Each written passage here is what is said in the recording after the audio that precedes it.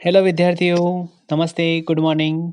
आप सभी का मेरे यूट्यूब चैनल माय सक्सेस गुरु में हार्दिक स्वागत अभिनंदन करता हूं।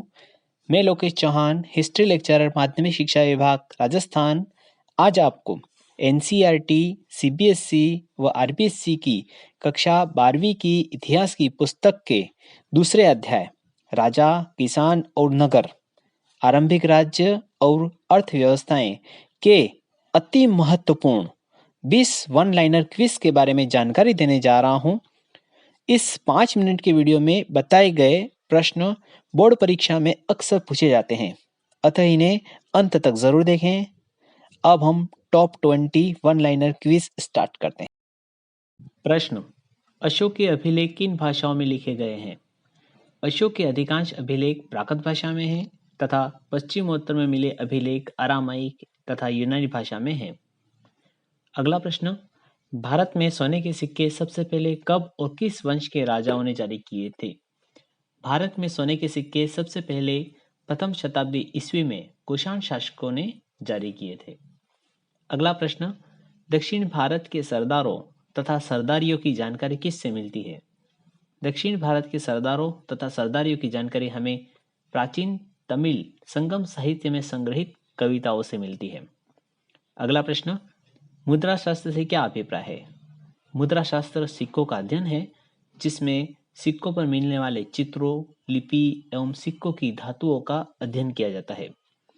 अगला प्रश्न: देवपुत्र की उपाधि किन शासकों ने धारण की थी? देवपुत्र की उपाधि कुषाण शासकों ने धारण की थी। अगला प्रश्न: सम्राट अशोक को अभिलेखों में किस नाम से संबोधित किया गया है? सम्राट अशोक को अभिलेखों में देवानाम प्रिय, देवताओं का प्रिय, और प्रियदर्शी, देखने में सुंदर, नाम से संबोधित किया गया है। अगला प्रश्न: प्रयाग प्रशस्ति अभिलेख किस नाम से प्रसिद्ध है? प्रयाग प्रशस्ति अभिलेख इलाहाबाद स्तंभ अभिलेख के नाम से प्रसिद्ध है। अगला प्रश्न: अशोक के अभिलेखों की लिपियों को किस विद्वान ने पढ़ने में सफलता प्राप्त की थी? अशोक के अभिलेखों की लिपियों को पढ़ने में सफलता जेम्स प्रिंसेप को मिली थी। अगला प्रश्न: जेम्स प्रिंसेप ने अशोक के अभिलेखों की लिपियों को पढ़ने में सफलता कब प्राप्त की थी? 1838 में जेम्स प्रिंसेप को अशोक के अभिलेखों की लिपियों को पढ़ने में सफलता मिली थी। अगला प्रश्न: अग्रहार से आप क्या समझते हैं? अग्रहार वह भूभाग था जो ब्राह्मणों को दान दिया जाता था। अगला प्रश्न: तमिलकम में किन सरदारियों राज्यों का उदय हुआ? तमिलकम में चोल, चेर तथा पांड्य राज्यों का उदय हुआ। अगला प्रश्न: श्रेणी से क्या आशय है? उत्पादक एवं व्यापारियों के संघ को श्रेणी कहा जाता है। अगला प्रश्न: मौर्य वंश के इतिहास की जानकारी के प्रमुख स्रोतों का उल्लेख कीजिए। कौटिल्य द्वारा लिखित अर्थशास्त्र, मेगस्थनीज द्वारा रचित इंडिका, अशोककालीन अभिलेख, जैन, बौद्ध और पौराणिक ग्रंथ इत्यादि से हमें मौर्य वंश के इतिहास के बारे में जानकारी मिलती है। अगला प्रश्न: दानात्मक अभिलेखों से क्या अभिप्राय है? दानात्मक अभिलेखों में धार्मिक संस्थाओं को दिए गए दान का विवरण होता था। अगला प्रश्न: मेगस्थनीज ने सैनिक गतिविधियों के संचालन के लिए कितनी समितियों का उल्लेख किया है? मेगस्थनीज ने सैनिक गतिविधियों के संचालन के लिए एक समिति तथा 6 उप समितियों का उल्लेख किया है। प्रश्न: भारत से रोमन साम्राज्य को किन वस्तुओं का निर्यात किया जाता था?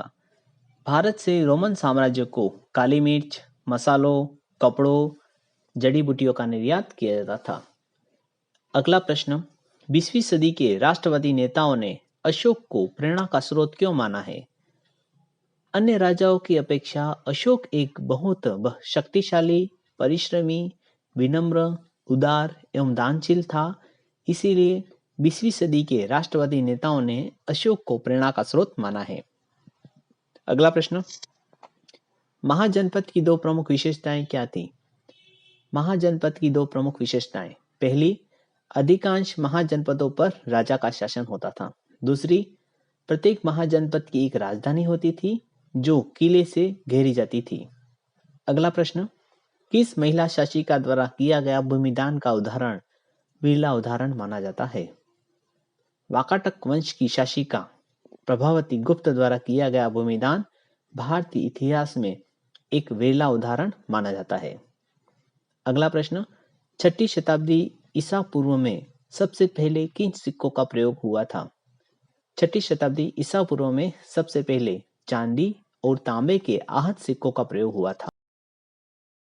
इस वीडियो में हमने कक्षा 12वीं इतिहास के दूसरे अध्याय के अति महत्वपूर्ण प्रश्नों के बारे में जानकारी प्राप्त की, जो कक्षा 12वीं के अलावा अन्य सभी प्रकार की प्रतियोगी परीक्षाओं के लिए अत्यंत महत्वपूर्ण है।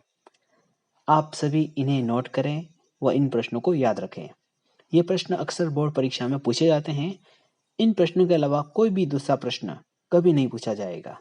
अगर आपको ये वीडियो पसंद आए तो आप अपने मित्रों को शेयर करें, लाइक करें व चैनल को सब्सक्राइब करना न भूलें। अगले प्रैक्टिस सेट में हम फिर मिलेंगे। मेरा यह वीडियो देखने के लिए आपको बहुत बहुत धन्यवाद, साधुवाद व आभार। जय हिंद, जय Bharat. Thank you very much.